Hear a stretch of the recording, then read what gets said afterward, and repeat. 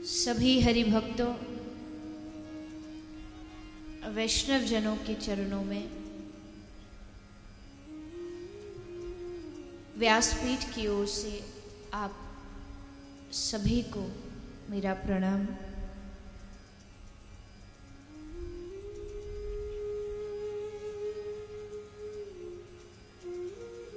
आज कथा के चतुर्थ दिवस में आप हम सभी प्रवेश करें।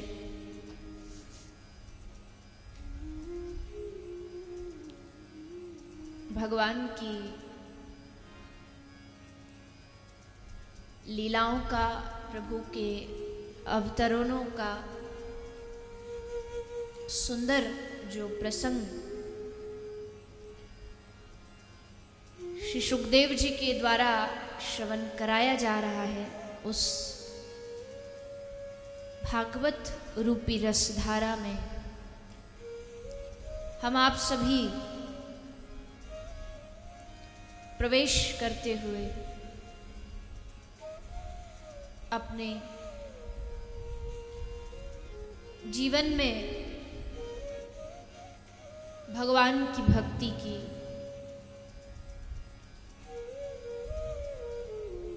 विश्वास की स्थापना करें।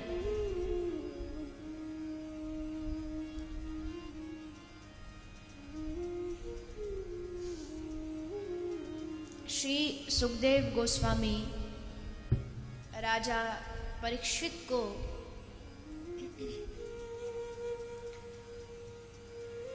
प्रहलाद जी की कथा को श्रवण कराते हैं। प्रहलाद ये एक ऐसा नाम है जिसको पूरा विश्व जानता है इनकी भक्ति के कारण।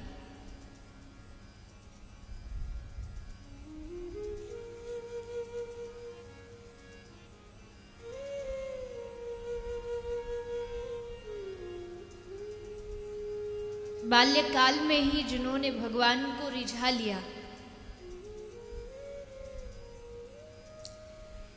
क्योंकि शास्त्र कहते हैं कि जिस दिन से आपने भजन आरंभ किया या जितने दिन आपने भजन किया, कोई पूछता है कि आपकी आयु कितनी है, तो हम कहते हैं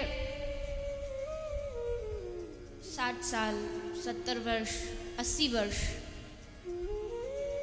लेकिन ये बस गिनती है, ये आयु नहीं है। आयु क्या है? आयु ये है कि कितने वर्ष आपने भगवान का भजन किया, वही वास्तविक आयु में उसकी गिनती की जाती है।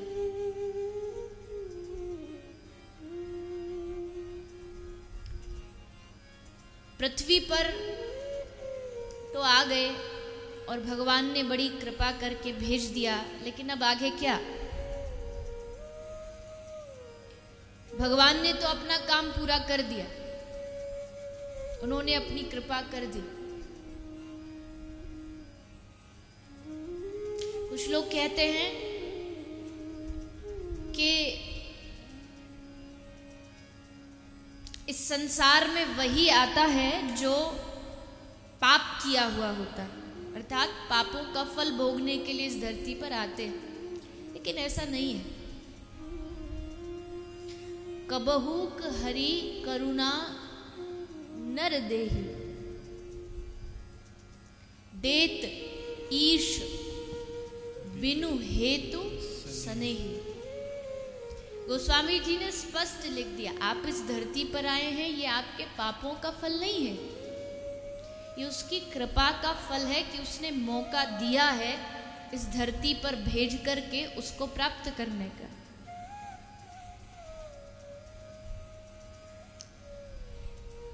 पृथ्वी पे क्यों भेजे जाते हैं? मान लीजिए किसी सेठ की बहुत बड़ी फैक्ट्री है, वहां माल बनता है और दुकान पर माल सप्लाई होता है, तो वो सेठ जी अपने बेटा को पहले जो छोटी दुकान होगी वहां पर बिठाना आरंभ करेंगे शुरुआत में, ताकि ये यहाँ का काम धाम संभाल सकता है या नहीं पहले देखेगा। जब सेठ जी ने देखा कि हाँ काम अच्छे से संभाल रहा है, दुकान अच्छे से संभाल रहा है, कोई कमी नहीं है, तब फिर सेठ जी उसको फैक्ट्री का काम सौंप देते हैं, यानी उसको जो मुख्य उसका कार्य है वहाँ भेज देते हैं। वैसे ही भगवान को हम सबको बुलाना तो उनके चरणों में गोलोक धाम ही है, लेकिन भगवान कहते कि गोलोक धाम में तब बुलाऊंगा, पहले एक बार पृथ्वी पर ट्राई के लिए भेज देता हूँ कि यहाँ कैसे जीता है। अगर यहाँ अच्छा जिया और इसमें पास हो गया तो फिर डायरेक्ट कहाँ एंट्री मिलेगी? लेकिन वहाँ एंट्री तभी मिलेगी जब यहाँ फुल नंबर से पास हो, जब भगवान को लगेगा हाँ संभाल सकता है, यहाँ संभाल लिया तो वहाँ भी संभाल लेगा। और हाँ, सेठ जी दुकान पर अपने बेटे को ही भेजेंगे, किसी पड़ोसी के बेटे को नहीं भेजेंगे, अपने ही बेटे को भेजेंगे। इसका मतलब हम पृथ्वी पर आए ये पाप का फल नहीं है, ये इस बात का प्रमाण है कि ठाकुर जी हमें अपना मानते हैं, अपना बेटा मानते, इसलिए उन्होंने धरती पर भेजा। जाके देख कैसे जीता। लेकिन कुछ लोग यहाँ आके भी अपने जीवन में अपनी जिंदगी को ना तो स्वयं जी पाते हैं और ना किसी को जीने देते हैं। भगवान देख रहे हैं कि कौन मेरे दिए गए उस प्रसाद को संभाल सकता है। आप घर में डेंटिंग पेंटिंग के लिए, किसी काम के लिए किसी मजदूर को बुलाते हैं तनख्वाह पे, झाड़ी बोलते हैं, झाड़ी बोलते हैं ना। एक होता ठेका जो ठेके पे दे देते हैं, एक है झाड़ी, मतलब क्या? DRD। अच्छा, यहाँ बोलते हैं उसको। अच्छा DRD, दिहाड़ी दिहाड़ी दिहाड़ी। अच्छा, तो DRD, दिहाड़ी। तो जब कोई दिहाड़ी पे काम करता है तो जो घर का मालिक होता है ना, उसकी नज़र उसी पे रहती है, खाली तो नहीं बैठा। अगर बैठ के 2 मिनट बीड़ी भी पिएगा तो बोलेगा जल्दी पी, 10 मिनट हो गए, आगे बढ़, इतनी देर से क्यों बैठा है, हो गया अब चलो काम कर। खाना भी खाने जाएगा, अगर आपने उसको ठेके पे काम दिया है तो इतना टेंशन नहीं होती, तेरी मर्जी, तू 1 घंटा ले, 2 घंटा ले। पर अगर आपने उसको झाड़ी पे काम दिया है, आप घड़ी लगा के बैठ जाते, 1 घंटा हो गया, खाना खा के नहीं आया अभी, 10 मिनट भी उसके गिने जाते हैं, क्योंकि फ्री फंड का किसी को भी पचता नहीं है। सबको लगता अगर हम पैसा दे रहे हैं तो सही समय का उपयोग होना चाहिए। वैसे ही ठाकुर ने भी हम सबको, किसी को 50 साल, किसी को 60 साल, किसी को 100 साल का जीवन भेजा है। भगवान उम्मीद क्या रखते हैं कि हर समय का एक एक का सही उपयोग करेगा। पर हम जैसे लोग क्या करते हैं, जैसे वो बीड़ी पीने बैठ जाता है, ऐसे ही फालतू के कामों में, निंदा में व्यर्थ कर रहे हैं, कहीं चुगली में व्यर्थ कर रहे हैं। अब ठाकुर जी बैठे बैठे सोचते हैं कि सही तो उपयोग कर नहीं रहा। और जब कोई मजदूर सही से आपका काम नहीं करता तो अगली बार उसको बुलाओगे घर काम करने? नहीं बुलाएंगे, बिल्कुल नहीं बुलाएंगे। इसको तो कतई नहीं बुलाना, फ्री बस बैठा रहता है, टाइम पास करता रहता है। तो ठाकुर जी भी तो यही सोचते होंगे, बस टाइम पास किया इसने, कुछ नहीं किया, अब इसको अगली बार मौका किसको मिलेगा, चांस किसको मिलेगा, अगला चांस उसको मिलेगा जिसने अव्यर्थ कालत्व, जिसने अपने जीवन का हर कर्म, जीवन का हर समय ठाकुर जी के साथ जोड़ दिया। मैं आपसे ये नहीं कह रही कि आप काम धंधा छोड़ के 24 घंटे माला लेके बैठ जाइए, वो स्थिति हम लोगों की अभी नहीं है और वो करने की आवश्यकता भी नहीं है। आप सब गृहस्थ में जीते हैं, गृहस्थ का परिवार का पालन पोषण, नौकरी, कमाई, बाल बच्चे, सब कुछ आपको देखना है, तो फिर करना कुछ नहीं है, बस अपने हर कर्म को भगवान के साथ जोड़ देना। सुनने में बड़ी मजाक वाली बात लगती, लेकिन एक बाबा कह रहे थे कि आप जब ब्रश भी करते हो ना, तो भी सोचो ब्रश अपने लिए नहीं कर रहा, मैं ठाकुर जी के लिए कर रहा हूँ। क्यों? बोले जब ब्रश करके नहा के फिर उनके दर्शन करने जाऊंगा तो प्रणाम करके उनको देख के एक बार हंसूंगा, तो ठाकुर जी कहेंगे वाह कितने अच्छे दांत हैं। ब्रश आपने किया, दांत साफ आपके हुए, लेकिन भगवान का नाम जुड़ते ही वो ब्रश करना क्या बना? भक्ति बन गया। आप कमा रहे हैं, आप घर को चला रहे हैं, तो ये मत कहिए कि मैं घर को चला रहा हूं। अपने उस कर्म को ठाकुर जी के से जोड़ दीजिए। ये बाल गोपाल हैं, बाल बच्चे हैं, ठाकुर जी ने मुझे दायित्व दिया है, इनका कर्तव्य निभाना, तो बस निभा रहे। कैसे जिए, क्या आवश्यकता है कि हमेशा सीना तान करके यही कहा जाए कि जो कर रहे हैं सब हम ही कर रहे हैं। एक झटके की देर है, एक श्वास छीन लेगा तो क्या औकात है हमारी, क्या कर सकते हैं। फिर भी अपने आप को बड़ा समझते।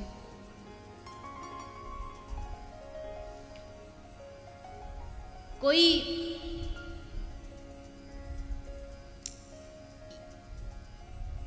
किसी ने कहा कि जीना सरल है, खाना भी सरल है, लेकिन सरल रहना बड़ा कठिन है। ये मुश्किल कार्य है।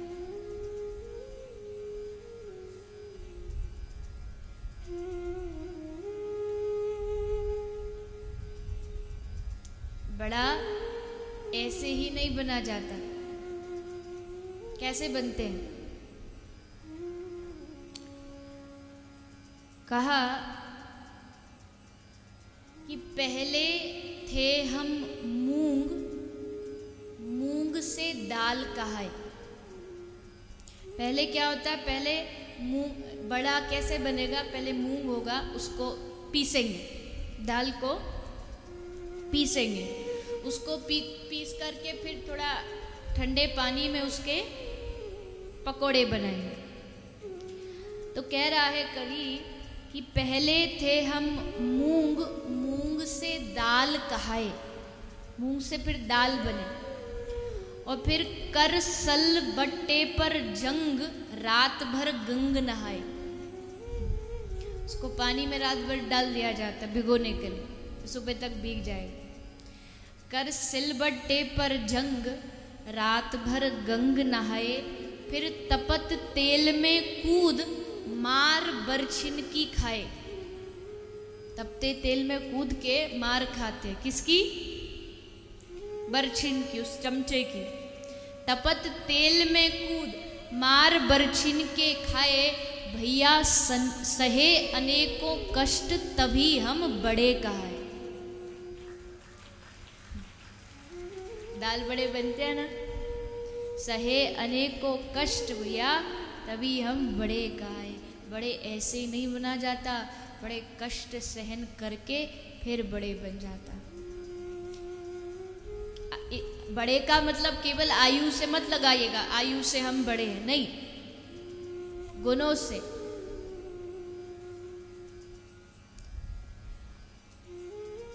इसलिए भगवान ने हम सबको ये अवसर, ये मौका दिया है कि मैं देखूं कि ये मेरा बालक मेरे शरण में आके संभाल पाएगा या नहीं संभाल पाएगा। इसलिए भगवान ने पृथ्वी पर हम सबको एक मौका दिया जीने का। कोई उसको पार कर गया और कोई बस यहाँ वहाँ की चीजों में इसको व्यर्थ कर गया। प्रहलाद जो जान गए थे कि मुझे क्या करना है, मेरा वास्तविक उद्देश्य इस पृथ्वी पर आने का क्या है, इसलिए बाल्यकाल से अपने आप को ठाकुर से, हरि से जोड़ लिया, अपने आप को भजन से जोड़ दिया। प्रहलाद को भगवान पर श्रद्धा नहीं थी, प्रहलाद को भगवान पर विश्वास था। क्योंकि श्रद्धा और विश्वास में ये फर्क है, श्रद्धा कभी भी डगमगा सकती है, लेकिन विश्वास अगर होगा सच्चा तो विश्वास कभी डगमगा नहीं सकता। श्रद्धा इधर उधर हो सकती है, आज यहाँ श्रद्धा है, कल वहाँ श्रद्धा है, आज इनके प्रति श्रद्धा है, कल उनके प्रति श्रद्धा है, आज यहाँ मन लग रहा है, कल वो बढ़िया लग रहा है, आज ये गुरुजी बढ़िया, कल वो गुरुजी बढ़िया, आज ये कथा वक्ता बढ़िया, कल वो कथा वक्ता बढ़िया। श्रद्धा डगमगा सकती है, लेकिन विश्वास मजबूत होता है, वो डगमगा नहीं सकता। और विश्वास केवल या तो शिष्य को गुरु पर होता है या भक्त को भगवान पर होता है।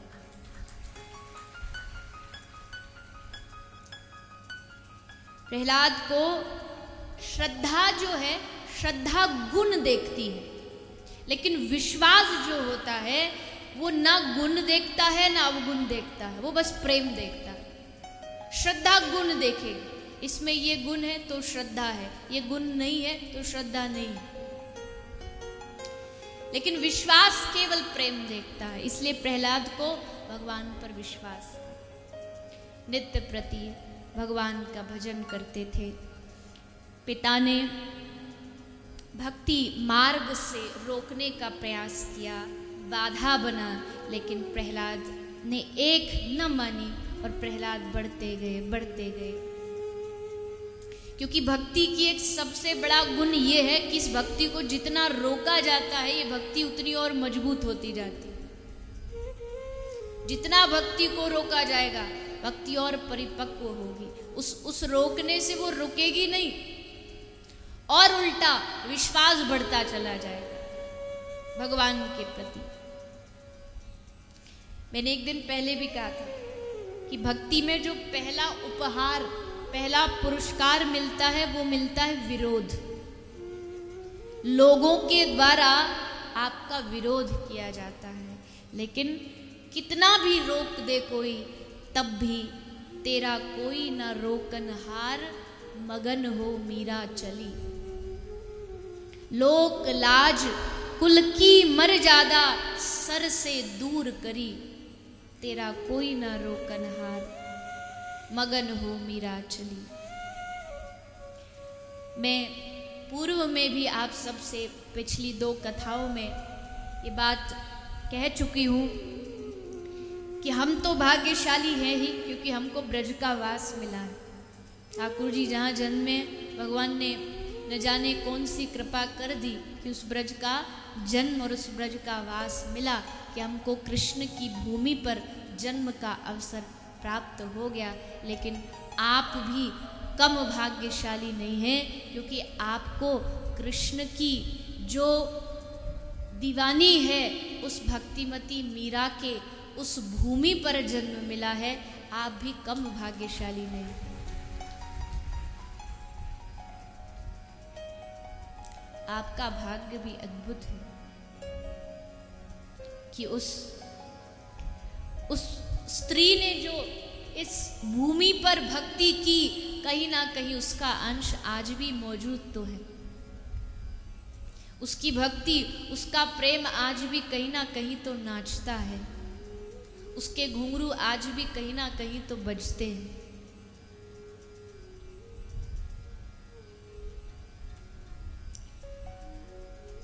कौन कहता है कि वो मीरा चली गई?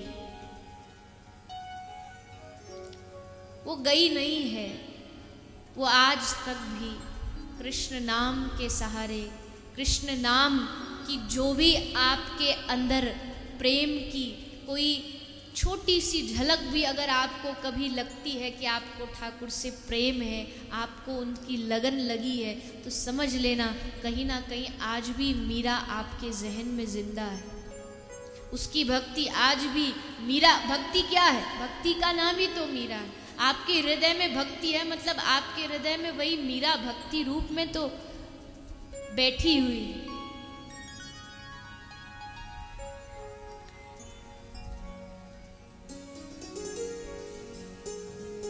ऐसी भक्ति का आनंद, ऐसी भक्ति का नशा।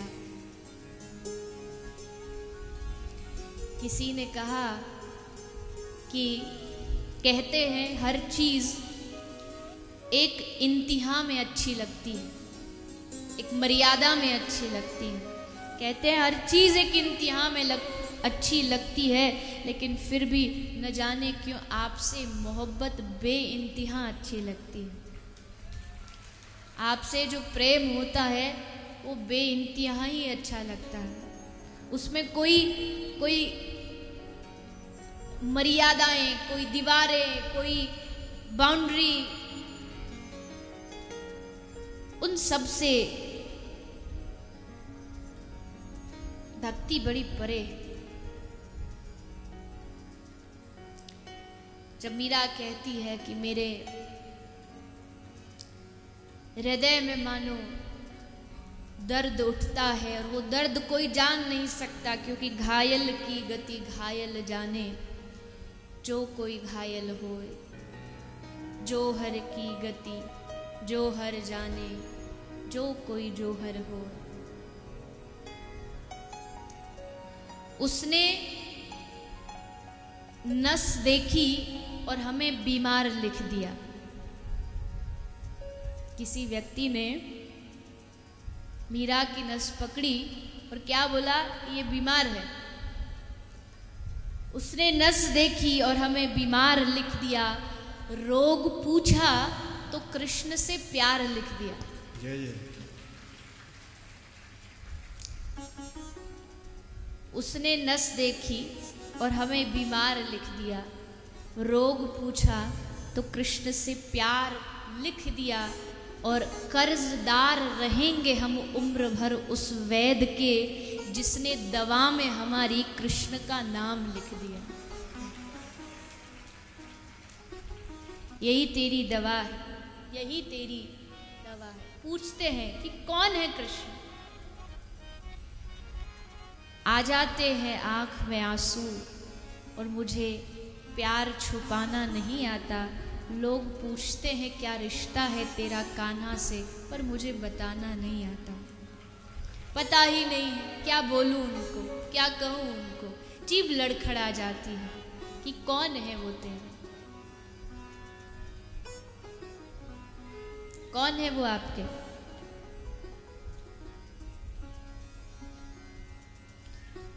अच्छा चलिए, है भी है कि नहीं ये तो बता दीजिए। देखो फिर मैं अपनी उसी बात पे आ जाऊंगी। आप नहीं बोल रहे मतलब आपके नहीं। क्यों साइलेंट मोड पे है क्या आप लोग? हाथ उठा के तो कह रहे कि हाँ, लेकिन कुछ खाए हैं क्या मुंह में? बाहर जाना है क्या? नहीं, आप वो वाले श्रोता नहीं है। तो है कि नहीं है? नहीं। 3 साल में कथा में बस इतनी सी आवाज की हाँ है।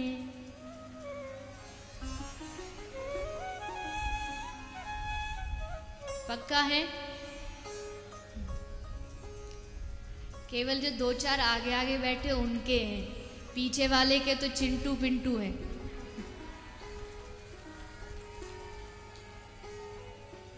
है कि नहीं है? पक्का?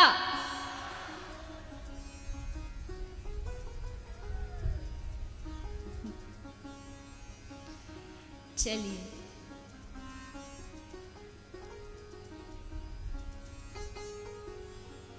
आप कह रहे तो मान लेते हैं आपके हैं, लेकिन क्या है वो अपने आप से पूछना। क्या रिश्ता है कृष्ण से वो बताना नहीं आता। इसलिए उस प्रेम एक ऐसी चीज है, श्री नारद जी ने नारद भक्ति सूत्र में कहा है कि प्रेम कैसा है, मूक के जैसे कोई गूंगा हो, उस गूंगे को आप मिठाई खिला दो और अब उससे पूछो बता कैसी थी, क्या बताएगा। मूकाद स्वादानुवत, मूक के स्वाद के जैसा प्रेम है। अनुभव तो हो सकता, चखा तो जा सकता है, पर वर्णन नहीं किया जा सकता। उस प्रेम के लिए मीरा की दीवारें करी गई, बाधाएं बनाई गई, लेकिन वो झरझर बहती रही। लाख प्रयास के बाद भी वो मीरा रुक नहीं पाई, और फिर भी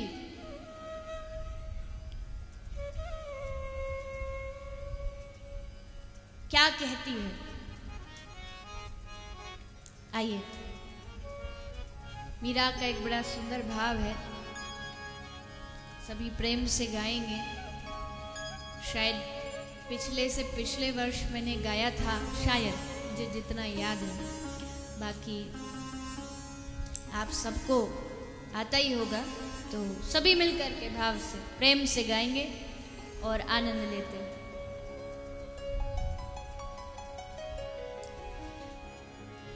हो मैं तो गोविंद गुण गास्याए मां।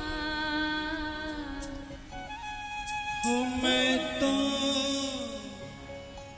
गोविंद गुण गास्याए मां। जगरू से तो मारा काई करसी। राणा जी जगरू से तो मारा काई करसी। तेरे इश्क में हम सब कुछ लुटा बैठे।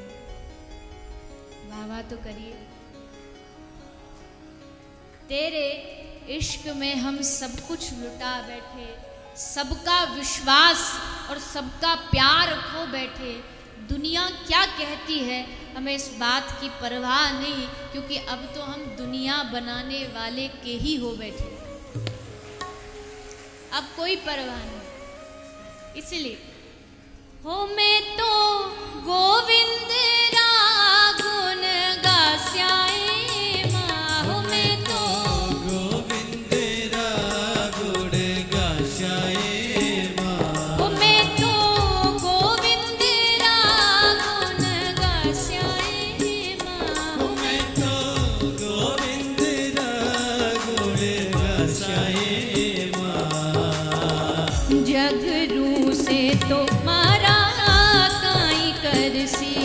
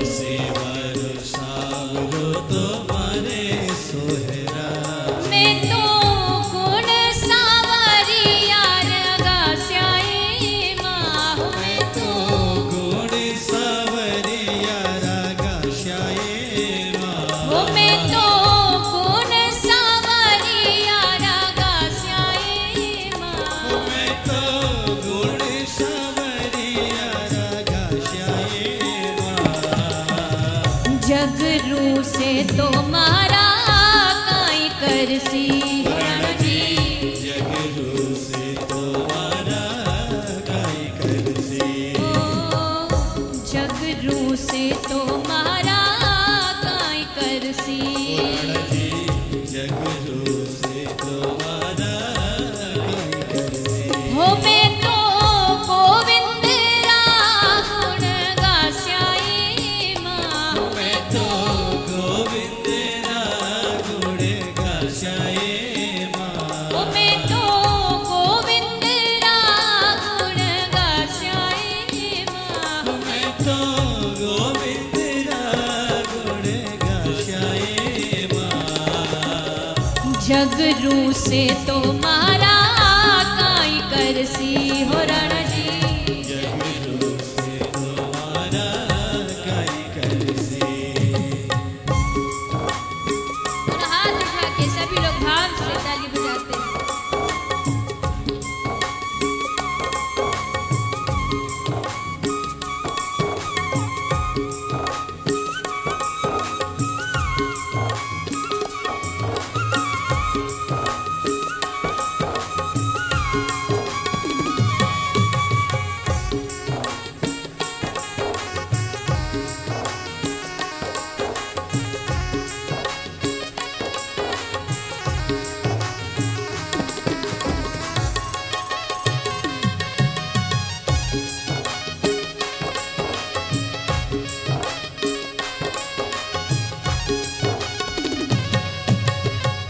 नंद बाबा जी तो ससुरा है मारा। बाबा जी तो ससुरा है मारा। नंद बाबा जी तो ससुरा है मारा। नंद बाबा जी तो ससुरा है मारा। मैं तो संतारे संग माँ जास्याई माँ। मैं तो संतारे संग माँ गाशाई माँ। मैं तो संतारे संग माँ जास्याई माँ। मैं तो संतारे संग माँ गाशाई माँ। जगरू से तो मारा काई करसी हो राणा जी। जगरू से तो मारा काई करसी। ओ जगरू से तो मारा काई करसी। जगरू से तो मारा काई करसी। हो मैं तो गोविंद रा गुण गास्याई माँ। मैं तो गोविंद रा गुण गाशाई माँ। मैं तो गोविंद रा गुण गास्याई माँ। मैं तो गोविंद रा गुण गाशाई माँ। जगरू से तो मारा काई करसी हो राणा जी। जगरू से तो मारा काई करसी।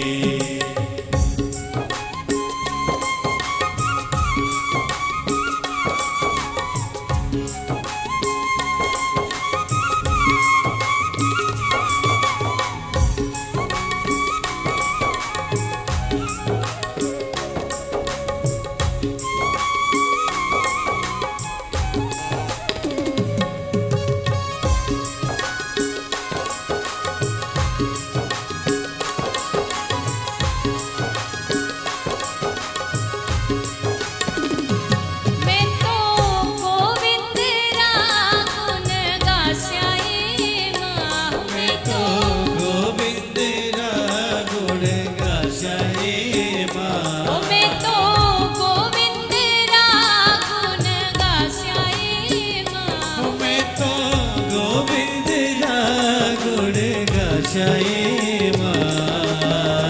जगरू से तो मारा काई करसी हो राणा जी। जगरू से तो मारा काई करसी। ओ जगरू से तो मारा काई करसी। रण जी जगरू से तो मारा काई करसी। ओ जगरू से तो मारा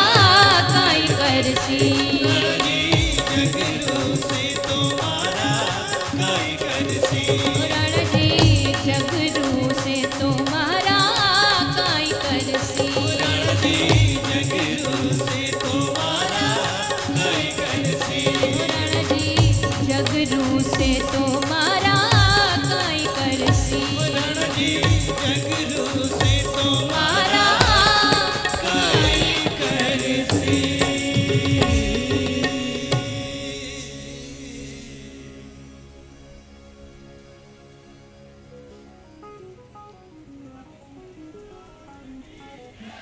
बंसीवारा सांवरा तो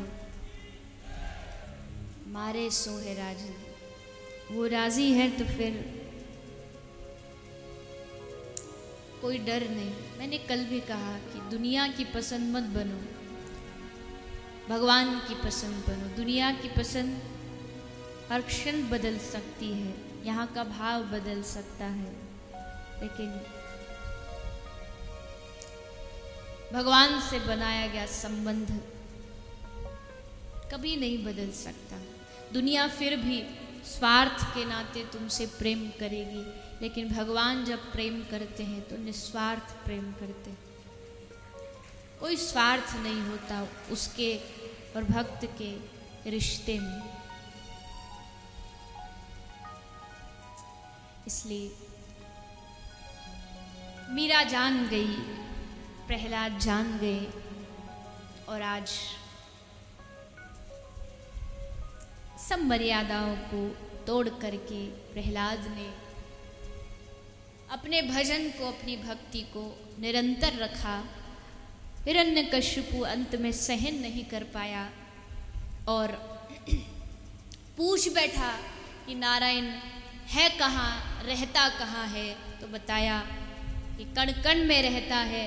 सामने खंबा था, हाथ में गदा था, गदा लेकर के खंबे पर प्रहार किया, और जैसे प्रहार किया, आज भक्त के विश्वास को रखने के लिए खंबे से स्वयं श्री नरसिंह भगवान का प्रादुर्भाव हो गया।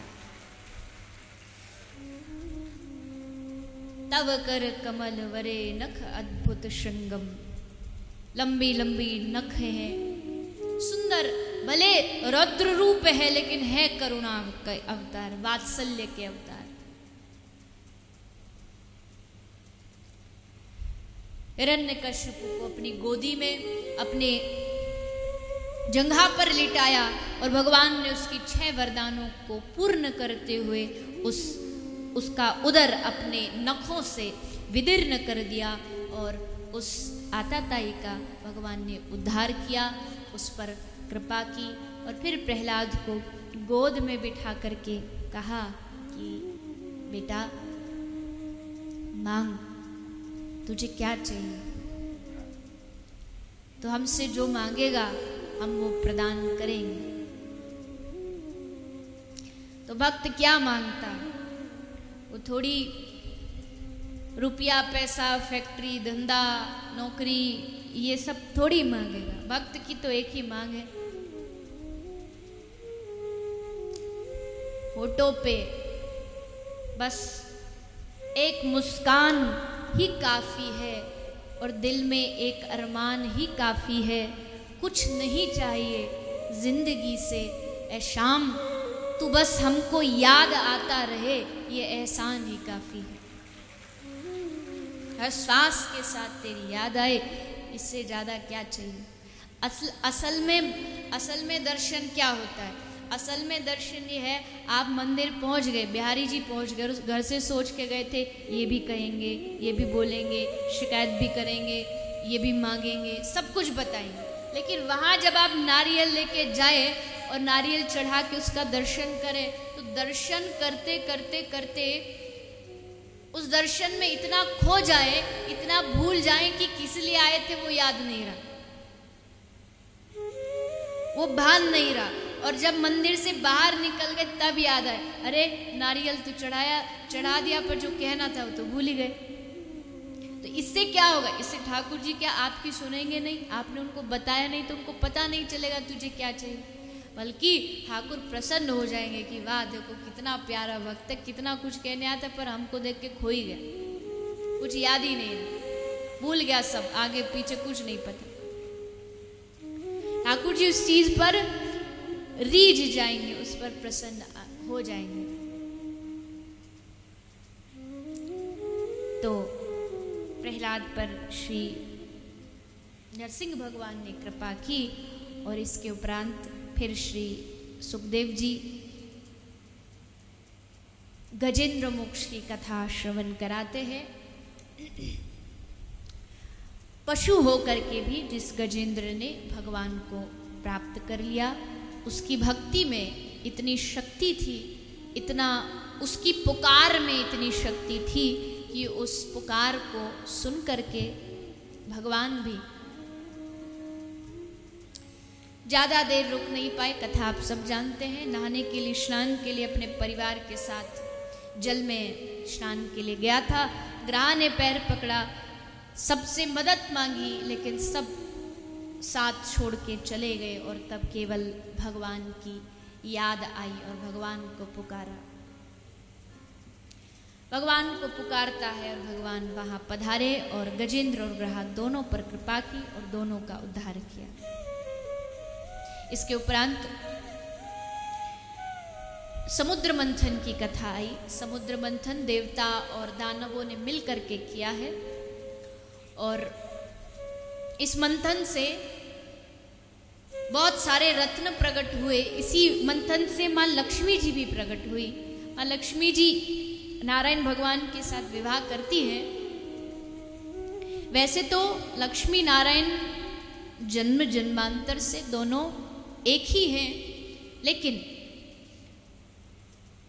माँ लक्ष्मी जी ने भी सोचा कि दुनिया की स्त्रियां अपनी वर्षगांठ मनाती हैं, एनिवर्सरी मनाती है, तो हमको तो पता ही नहीं हमारा ब्याह इनसे हुआ कब है, ये तो जन्म जन्म से एक है। तो वर्षगांठ मनेगी तो कम से कम एक तोहफा मिलेगा, कुछ उपहार मिलेगा। तो ऐसा कोई दिन हो जिस दिन हम कह सके कि हमारा भगवान नारायण से विवाह हो। तब लक्ष्मी जी समुद्र में प्रकट हुई और फिर भगवान नारायण के साथ उन्होंने विवाह किया। इसी मंथन से उच्चैश्रवा घोड़ा, रावत हाथी, कौस्तुक मणि, कामधेनु गैया आदि आदि का प्रागट्य हुआ। और वो कहते हैं, ऐसा वर्णन आता है कि समुद्र से ये जितने भी रत्न निकले सबको अलग अलग लोगों को बांट दिया गया। मदरा निकली, दैत्यों ने पी लिया, लेकिन अमृत जब प्रकट हुआ, धन्वंतरी अमृत का कलश लेके प्रकट हुए। देवता उस अमृत को प्राप्त नहीं कर पाए क्योंकि दानव उस अमृत को छीन करके धन्वंतरी से भाग गए और फिर भगवान ने मोहिनी रूप धारण करके देवताओं को अमृत दिलाया। अमृत की प्राप्ति हुई। दैत्यों और दानवों का युद्ध होता है, संग्राम होता है, देवता हारते हैं और फिर देवताओं की माँ अदिति पयोव्रत करती है। फाल्गुन मास में 11 दिन तक ये व्रत माँ अदिति ने किया। भगवान ने कृपा की, गर्भवती हुई और धीरे धीरे समय के अनुसार माँ अदिति के गर्भ से श्री वामन भगवान का प्रागट्य होता है। बोली श्री वामन भगवान की जय। श्री वामन भगवान जो बड़े ही सुंदर स्वरूप के साथ अवतार ग्रहण करते हैं, बलि के द्वार पर आज अपनी इच्छा पूर्ति के लिए अपनी मांग लेकर के पधारे हैं। तो आइए सभी भाव से, श्रद्धा से श्री वामन भगवान का दर्शन करते हुए आगे बढ़ें। बोले वामन भगवान की जय। तेरे द्वार खड़ा भगवान,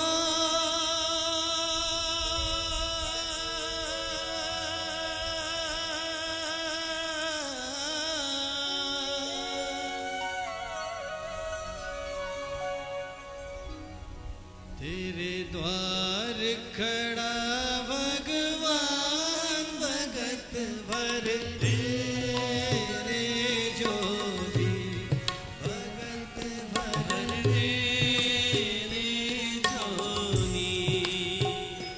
तेरा होगा बड़ा एहसान, तेरा होगा बड़ा एहसान, के जुग जुग तेरी रहेगी साथ, भगत भर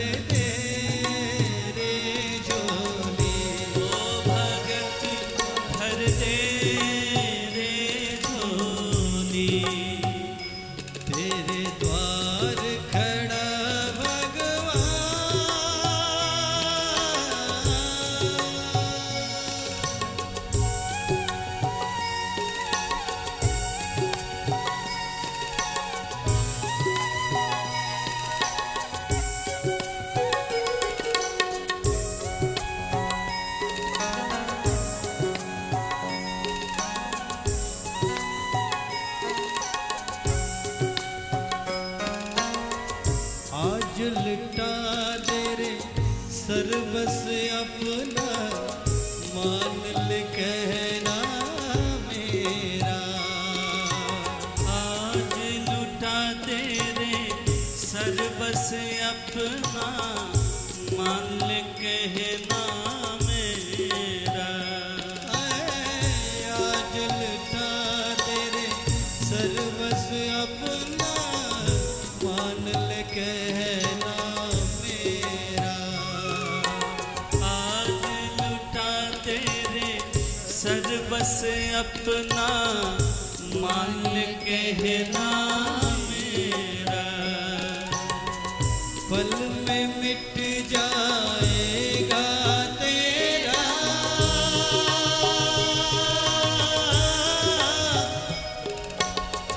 जन्म जन्म का फेरा रे।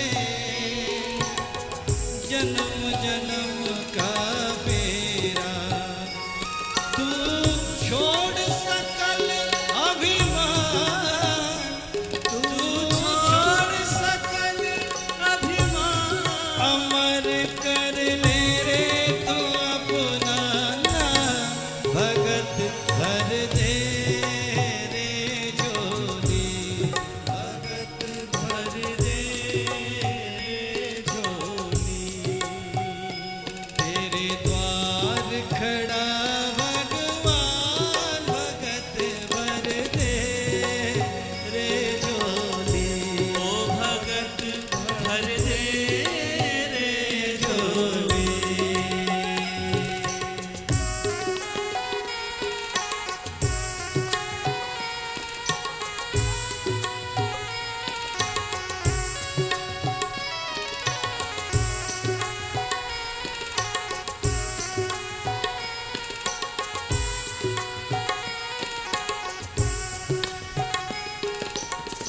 डोल उठी है सारी धरती देख ले।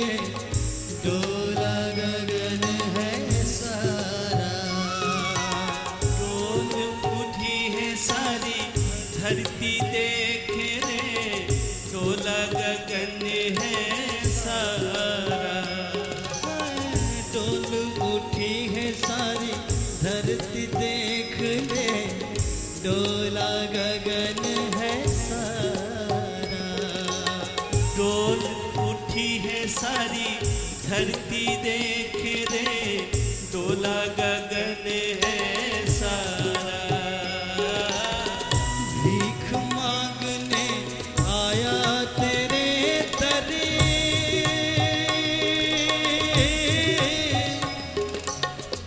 जगत का पालन हारा रे। जगत का पालन हारा।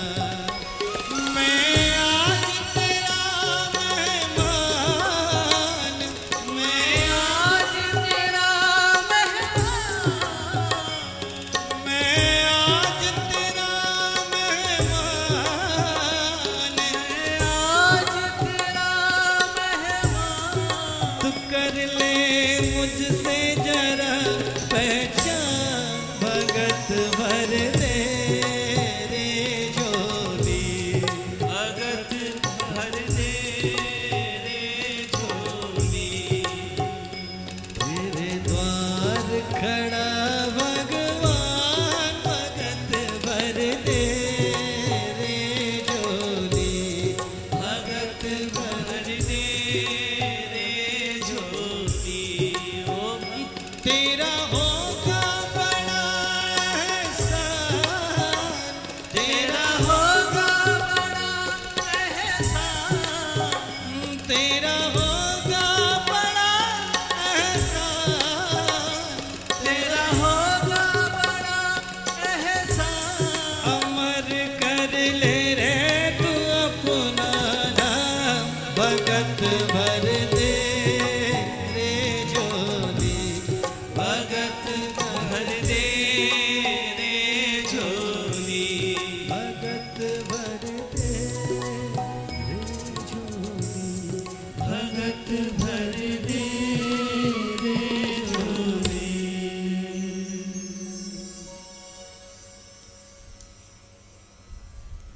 श्री वामन भगवान बलि के द्वार पर पहुँचे हैं और बड़ा सुंदर स्वरूप बना करके बलि से भिक्षा मांगने के लिए पहुँचे हैं।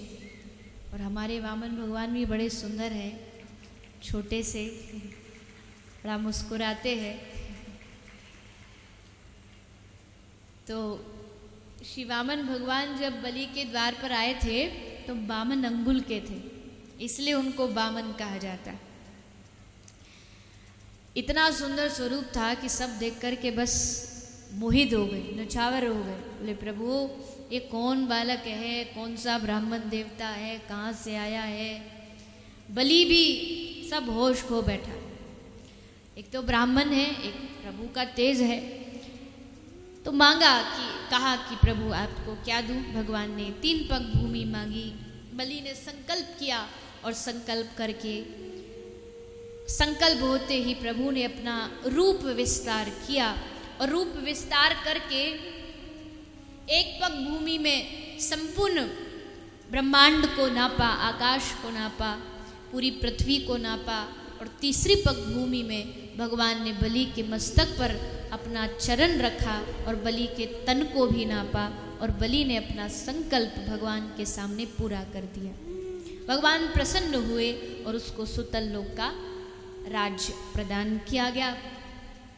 इस प्रकार श्री वामन भगवान ने देवताओं को उनका जो राज्य था, जो स्वर्ग था, वो वापस दिला दिया। और भगवान ने ये भी दिखा दिया कि वास्तविकता में वो भगवान जब आवश्यकता पड़ती है तो छोटे से छोटे भी बन सकते हैं और आवश्यकता पड़ती है तो विराट से विराट भी बन सकते हैं। ये भक्तों के आवश्यकता पर निर्भर है कि उनको भगवान का क्या रूप चाहिए, भगवान वही रूप धारण कर लेते हैं। तो इस प्रकार श्री वामन भगवान ने आकर के बलि पर कृपा की। इसके उपरांत भगवान के एक और अवतरण की कथा आती है, मत्स्य अवतार। और 9वें स्कंद में भगवान के राम अवतार की चर्चा श्री सुखदेव जी करते हैं। किंतु इस वंश की वर्णन पहले सुखदेव जी ने की है कि जिस कथा को आप श्रवण करने जा रहे हैं, इस वंश में कौन कौन हुआ। तो सूर्य वंश का वर्णन किया। बड़े बड़े राजाओं के नाम इस सूर्य वंश से जुड़े हुए हैं, चाहे वो राजा खटवांग हो, चाहे राजा सगर हो, चाहे भागीरथ हो जो गंगा मैया को पृथ्वी पर लेके आए,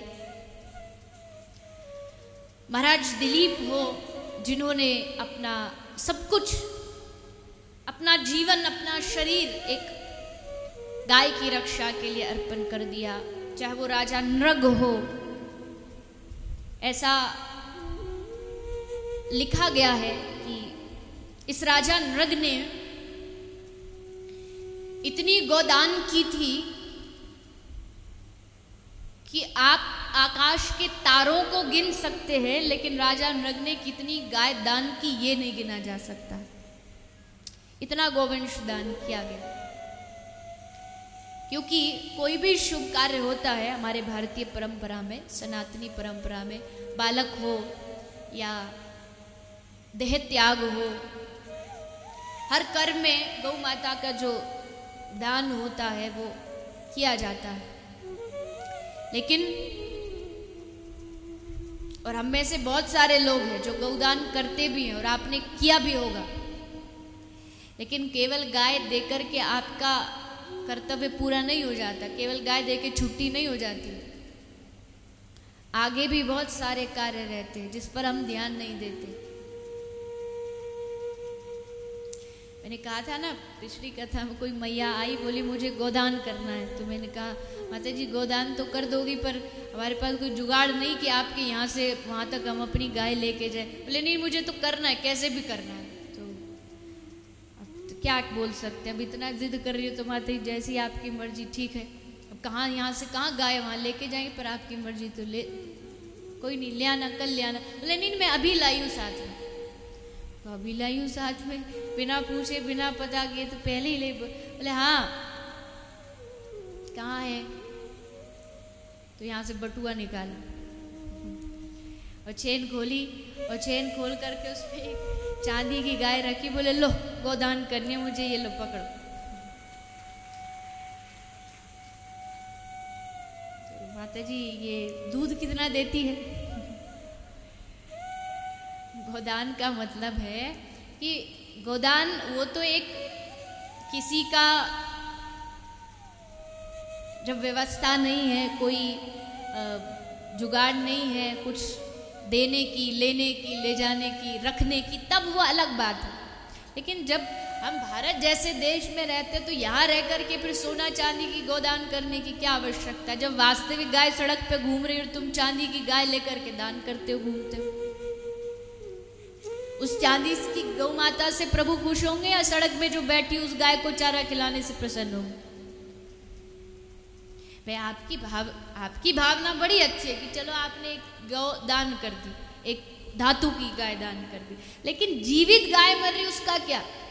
आप सोने की दे दो, हीरा की दे दो, भगवान उससे नहीं खुश होने वाले। जो जीवित है उसकी रक्षा का दायित्व उठाना पड़ेगा। वो दायित्व जब हम उठाएंगे तब जाकर के उन गौ माता की कृपा और ठाकुर जी की कृपा हम सबको प्राप्त होगी। अच्छा चलो लो आज फिर पूछ लेती हूँ। 2 साल तो हो गए आपसे पूछते पूछते, तो अब तीसरे साल भी पूछ लेते हूँ। कितने लोग हैं जो यहाँ केवल गाय का घी, गाय का दूध पीते?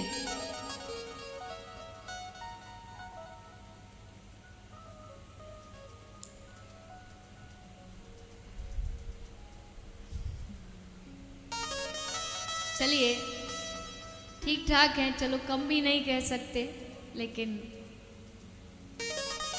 अभी और बढ़ने की आवश्यकता।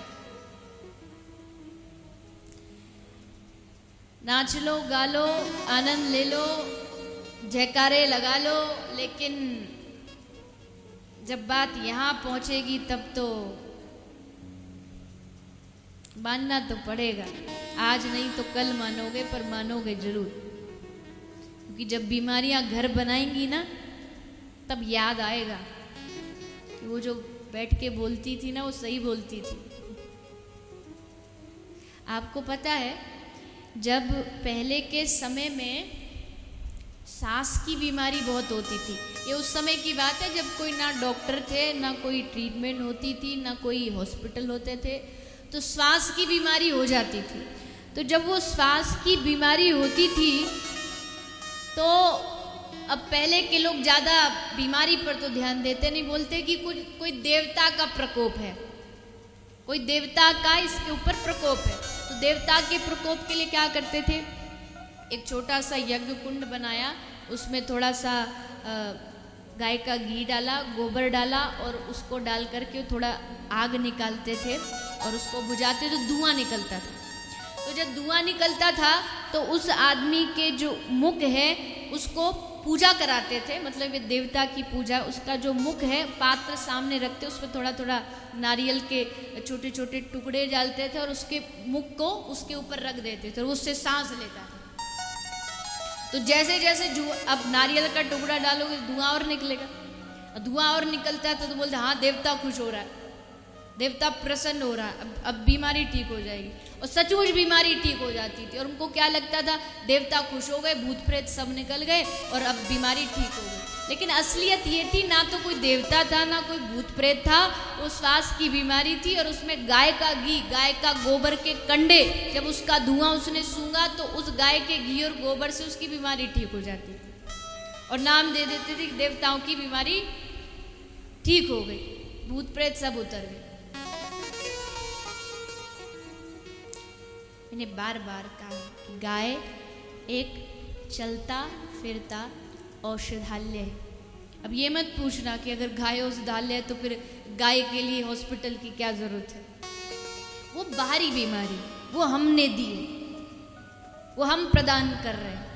ट्रक से हम मार रहे हैं, प्लास्टिक हम खिला रहे हैं, उसमें गाय क्या करेगी?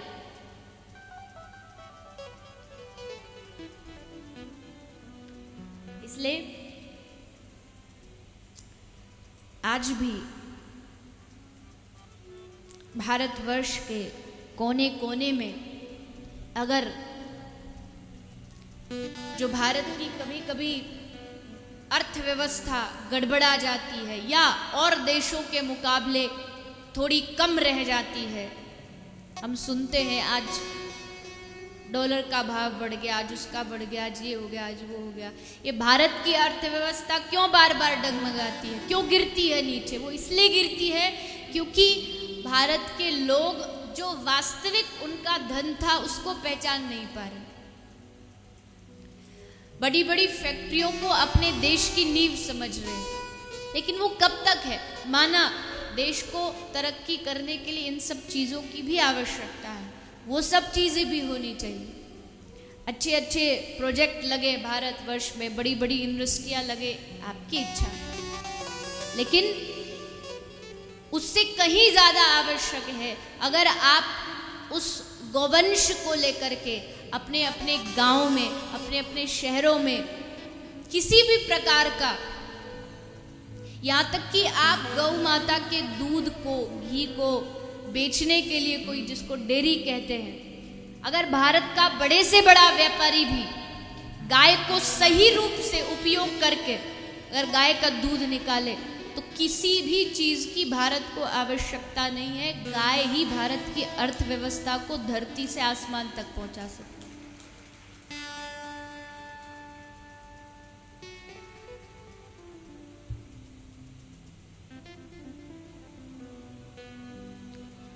लेकिन गाय मरती है, सहभागिता कुछ निभाते नहीं है, बस बैठे बैठे दोष कितने भी गिनवा लो, कितने भी दोष गिने जा सकते, लेकिन आपकी उस चीज में सहभागिता क्या है? मुझे मालूम है आज भी लोगों ने बस अपना यही मन बनाया हुआ है कि गाय तो धंधा है। गाय धंधा नहीं है, गाय भारत का प्राण है। इसको बचाने का अधिकार केवल जो यहाँ माइक पर भाषण देते केवल उनका नहीं है, जो सुन रहे हैं उनका भी है। या उस दर्द को हम नहीं समझ सकते? आपको कल भी बताया था, एक नंदी आया, पूरा शरीर जला हुआ है, पूरा तेजाब डला हुआ है।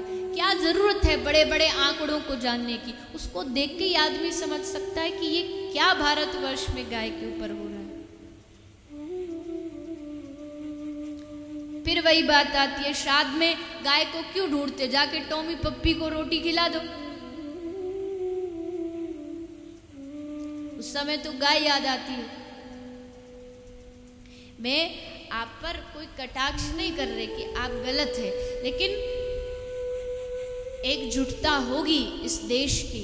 हाँ, ये भी बात सत्य है कि गाय के लिए धीरे धीरे क्रांति आ रही है, लोग जाग रहे हैं, घरों में भी धीरे धीरे गाय रखना आरंभ कर दिया है, गौशालाएं भी बढ़ती जा रही है। और ये भ्रांति अपने मन से निकाल दीजिएगा कि गाय, जो देसी गाय होती है, वो दूध अच्छा नहीं देती, क्वांटिटी कम रहती, कम नहीं रहती है। आप उसको अच्छे प्रकार से उसका रहन सहन करके देखिए, फिर देखिए शुद्ध देसी गाय कितना दूध देती है। या माताएं बैठी है, आप अपने घरों में जब सर्दी आती है तो माताएं बहनें पहले से ही वो घी वाले लड्डू बनाने लगती, बादाम का हलवा बनाती है, वो बच्चों को खिलाती है। क्यों? बोले गर्म रहता है, इसको खाएगा तो शरीर में गर्माहट आएगी। लेकिन वही घी के लड्डू, वही बादाम के लड्डू आप गर्मी में नहीं खिलाती। गर्मी में शरबत बनाएंगी, रूअफ़ज़ा बनाएंगी, ठंडक करने वाली चीज वो खिलाई जाती है। यानी हर मौसम के अनुसार मनुष्य की जो खाने की जो डाइट है वो बदलनी चाहिए। ये डॉक्टर्स भी कहते हैं कि आपको ऋतु के हिसाब से, समय के हिसाब से अपनी डाइट बदलनी चाहिए। एक ही चीज़ आप 12 महीना नहीं खा सकते। तो वैसे ही गाय की डाइट में भी ऋतु मौसम के अनुसार बदलाव आएगा। अगर वो बदलाव आएगा तो गाय भरपूर दूध देगी। लेकिन क्या हम बदलाव करते हैं?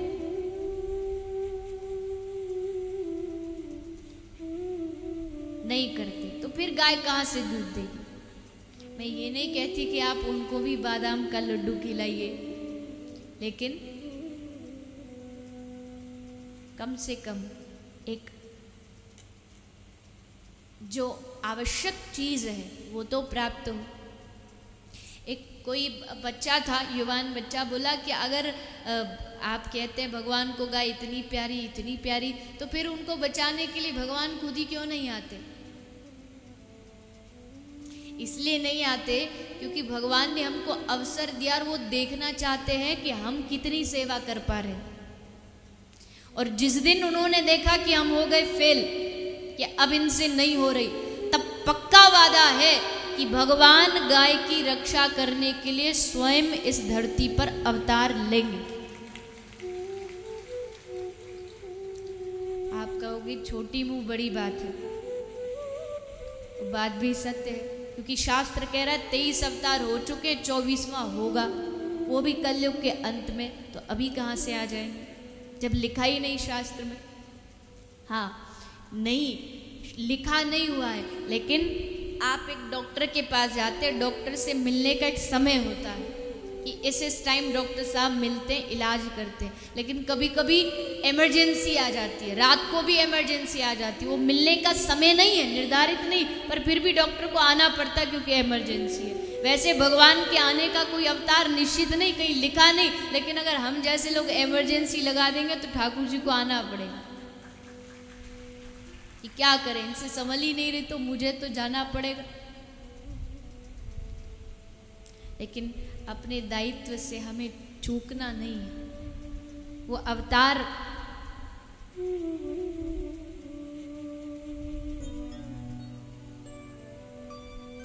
तो वो लेता है, लेकिन हम ही कहीं ना कहीं समझ नहीं पाते।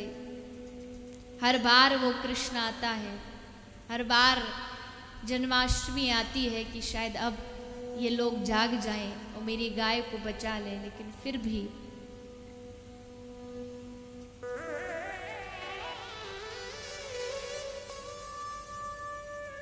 जब हमसे रक्षा नहीं होगी तब हमको नहीं कहना पड़ेगा, खुद गौ माता कृष्ण को पुकार करेगी। आप कभी भी देख लीजिएगा, आप किसी गाय को, कृष्ण से कितना प्यार है, कभी आप किसी गाय को बंशी की आवाज सुना के देखे? उस वंशी की आवाज को सुनकर के वो गौ माता एकदम प्रसन्न हो जाती। क्यों? क्योंकि वो आवाज उसने पहली बार नहीं सुनी, वो सुनती आ रही। ब्रज का जो साहित्य उसमें लिखा है कि जब कृष्ण के घर तो 9 लाख गैया थी, हर रोज कोई ना कोई गाय प्रसव करती थी। तो जब कन्या को पता था कि गाय प्रसव करने जा रही, तो भगवान उसके सामने वंशी लेके खड़े हो जाते थे। क्यों? क्योंकि प्रसव में पीड़ा होती है, तो भगवान उस पीड़ा को, गाय को ध्यान ना रहे तो उसका ध्यान पीड़ा से हटके मेरी बंशी की तरफ आ जाए, इसलिए उसके सामने खड़े होकर बंशी बजाते थे उसकी पीड़ा को दूर करने के लिए। और गाय उस बंशी को सुन के सब पीड़ा भूल जाती थी, कुछ याद नहीं रहता था। और जब बछड़ा हो गया तब उस गाय को एहसास होता था, और तब जा कर के वो अपना वात्सल्य उस बछड़े पर न्यौछावर करती थी। आज भी कहीं ना कहीं उस गाय को कृष्ण की मांग होगी। मैं कोई बड़ी बात नहीं करती, मैं आपसे ये नहीं कहती कि हमसे, हमारे जैसी कोई गौ सेवा इस दुनिया में कर नहीं रहा। बहुत बड़े बड़े गौभक्त हैं इस दुनिया में, जिन्होंने अपना जीवन सर्वस्व गाय के लिए अर्पित कर दिया है। लेकिन फिर भी मुझे इस बात की खुशी है, मुझे इस बात का किसी को परमिट देने की आवश्यकता नहीं है, किसी को प्रूफ देने की आवश्यकता नहीं है, लेकिन प्रसन्नता इस बात की है कि जिस सेवा को प्रभु इस गौ सेवा धाम अस्पताल के रूप में करा रहे हैं, ये व्यक्ति ये सेवा कभी भी नहीं कर सकता, ये पक्की बात है। ये सेवा केवल और केवल भगवान ही करा सकते हैं, क्योंकि ये सेवा व्यक्ति के बस की बात नहीं।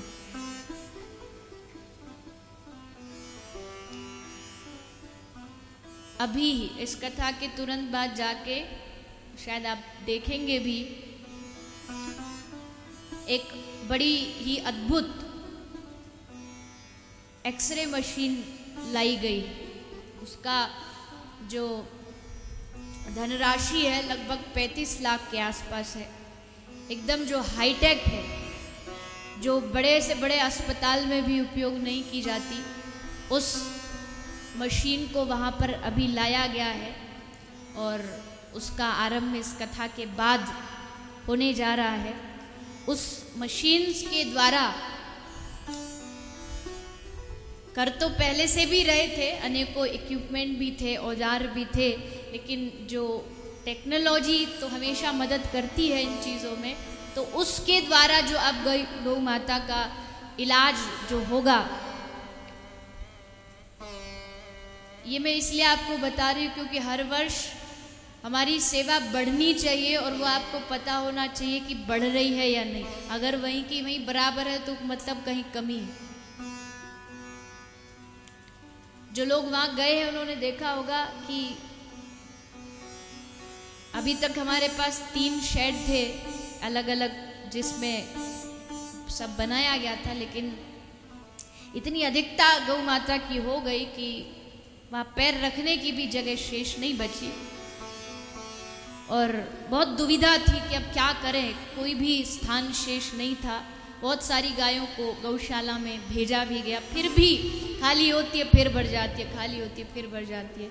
तो अब वहाँ फिर से एक नया टीन शेड बनाया जा रहा है, जो अब तक का हॉस्पिटल का सबसे बड़ा टीन शेड बन रहा है, जिसमें पूरे एरिया में कई 100 गाय एक साथ मिलकर के रह सकती है। और आशा है कि ये टीन शेड बनने के बाद हॉस्पिटल में स्थान का जो अभाव था वो थोड़ा सा कम होगा। वैसे मुझे मालूम है कि ये भी ज़्यादा दिन चलने वाला नहीं है, बन तो जाएगा, कुछ दिन मदद करेगा, पर ये भी फिर भरने वाला है, क्योंकि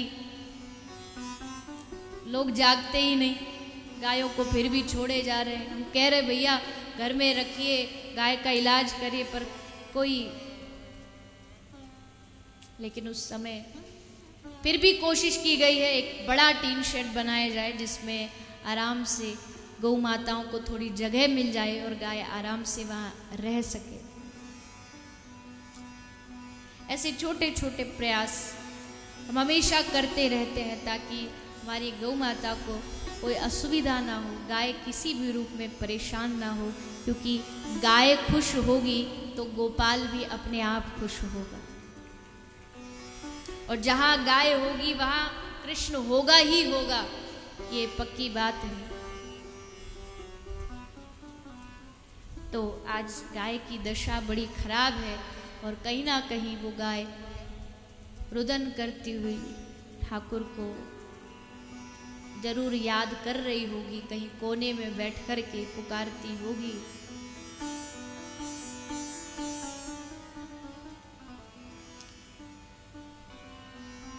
एक गौ माता कृष्ण को पुकार रही है और आप हम सब के बीच में भी कृष्ण तभी आएंगे जब उनको पुकारा जाएगा, तभी हम सबके बीच आकर के वो आनंद देंगे। प्रार्थना करती है प्रभु से, हे प्रभु कान्हा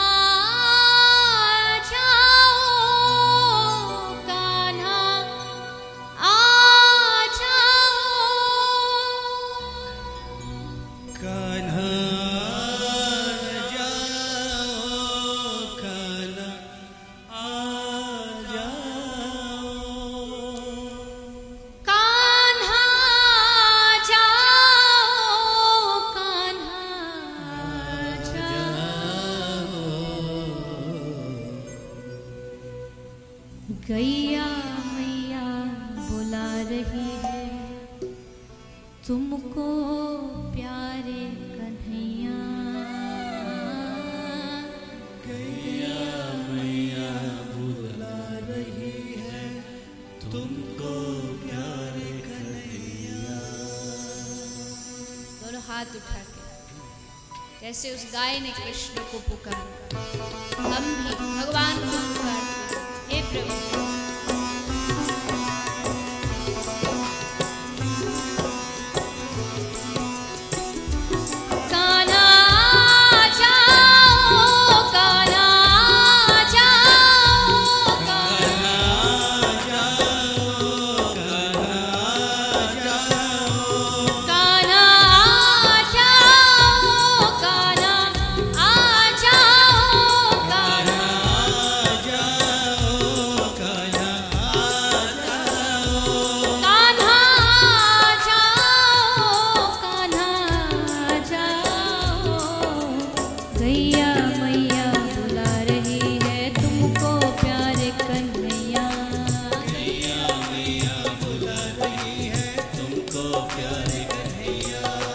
गैया मैया बुला रही है तुमको प्यारे कन्हैया। गैया मैया बुला रही है तुमको प्यारे कन्हैया।